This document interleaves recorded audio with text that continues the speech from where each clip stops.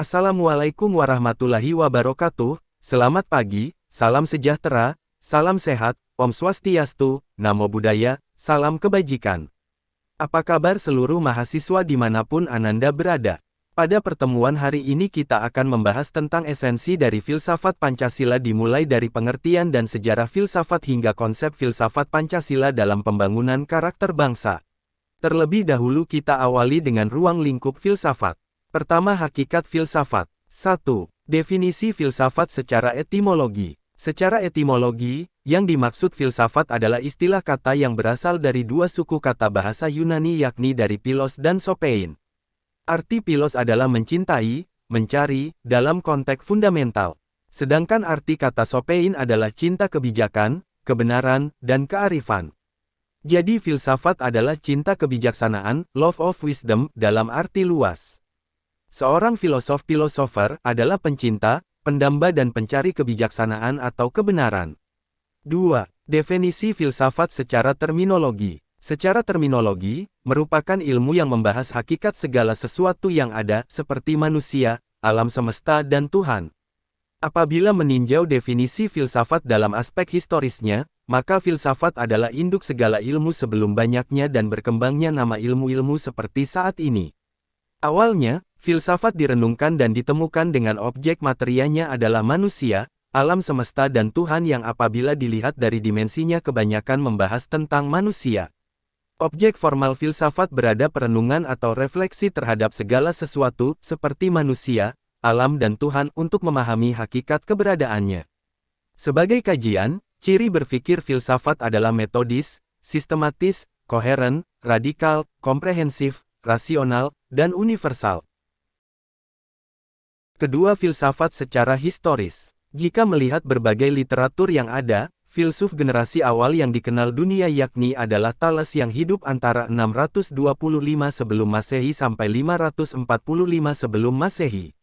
Thales memiliki pemikiran bahwa dunia berasal dari air. Thales juga memiliki murid bernama Anaximandes atau Anaximandros yang hidup antara 610 sebelum Masehi sampai 540 sebelum Masehi, sejalan dengan apa yang disampaikan oleh gurunya bahwa kehidupan ini berasal dari air. Filsuf berikutnya adalah Heraklitus yang hidup antara 530 sebelum Masehi sampai 470 sebelum Masehi. Ia mengatakan bahwa dunia ini tercipta dari api. Filsuf berikutnya adalah Parmenides yang hidup antara tahun 540 sebelum Masehi hingga 475 sebelum Masehi. Dia berpendapat bahwa dunia ini diciptakan oleh satuan terkecil namun tidak disebutkan secara pasti satuan yang dimaksud tadi. Filsuf selanjutnya adalah Demokritus yang hidup antara tahun 460 sebelum Masehi hingga 370 sebelum Masehi. Dia berpendapat tidak jauh berbeda dengan Parmenides namun dengan istilah berbeda yang dianalogikan seperti atom. Ia mengatakan bahwa dunia ini tercipta dari yang namanya atom. Para filsuf generasi awal ini dikenal juga dengan nama filsuf alam oleh karena tendensi dari pemikirannya berpusat pada alam dan bagaimana penciptaan alam semesta. Selain dari filsuf generasi pertama di atas, juga dikenal filsuf-filsuf lain dengan pemikiran-pemikirannya yang terkenal, seperti Sokrates yang hidup pada tahun 470 sebelum Masehi hingga 399 sebelum Masehi. Menurut Sokrates, manusia itu pada dasarnya baik. Seperti dengan segala benda yang ada itu ada tujuannya, begitu juga dengan hidup manusia. Keadaan dan tujuan manusia adalah kebaikan sifatnya dan kebaikan budinya. Penjelasan di atas memberikan penegasan bahwa ajaran etika Sokrates bersifat intelektual dan rasional. Oleh karena budi adalah tahu, maka siapa yang tahu akan kebaikan dengan sendirinya mesti dan harus berbuat yang baik. Apa yang pada hakikatnya baik, adalah juga baik untuk siapapun. Oleh karena itu, menuju kebaikan adalah yang sebaik-baiknya untuk mencapai kesenangan hidup. Filsuf selanjutnya adalah Plato yang hidup antara 427 sebelum Masehi sampai 347 sebelum Masehi. Intisari pemikiran filsafat Plato adalah pendapatnya tentang ide. Konsep pengertian yang dikemukakan Sokrates diperdalam oleh Plato menjadi ide. Ide dalam paham Plato tidak saja pengertian jenis, tetapi juga bentuk dari keadaan yang sebenarnya. Ide bukanlah suatu pikiran, melainkan suatu realita. Pemikiran etika Plato, sama dengan Sokrates, juga bersifat intelektual dan rasional. Dasar ajarannya adalah mencapai budi baik. Budi adalah tahu, oleh karena itu, orang yang berpengetahuan dengan sendirinya berbudi baik. Sebab itu, sempurnakanlah pengetahuan dengan pengertian.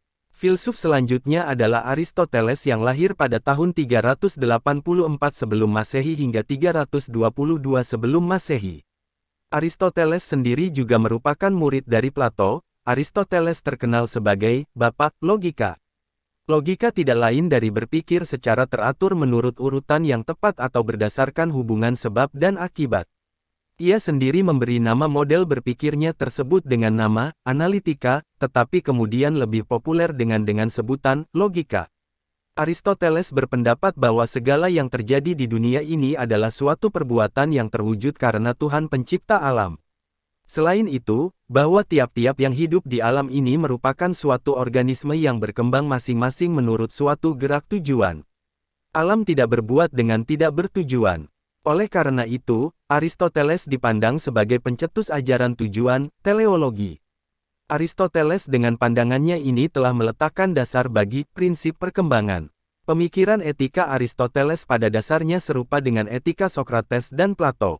Tujuannya adalah untuk mencapai daimoni atau kebahagiaan sebagai barang yang tertinggi dalam kehidupan. Hanya saja, ia memahaminya secara realis dan sederhana. Ia menekankan kepada kebaikan yang tercapai oleh manusia sesuai dengan jenisnya laki-laki atau perempuan, derajatnya, kedudukannya, atau pekerjaannya. Tujuan hidup adalah untuk merasakan kebahagiaan. Oleh karena itu ukurannya lebih praktis.